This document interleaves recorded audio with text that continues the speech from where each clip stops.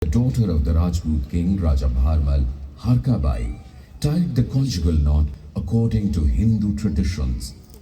The city came alive with the vibrant colors of Rajasthan, resounding with myriad folk songs and the Ghumar dance.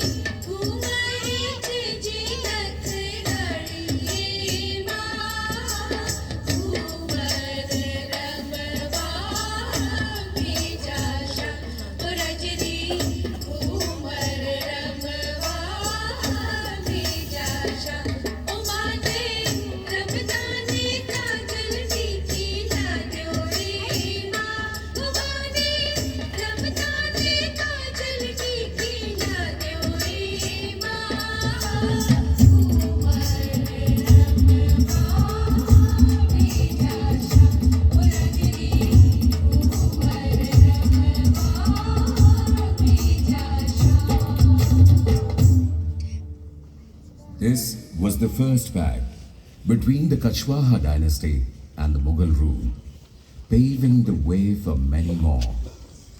And born from this alliance was the Rajput Mughal prince Jahangir.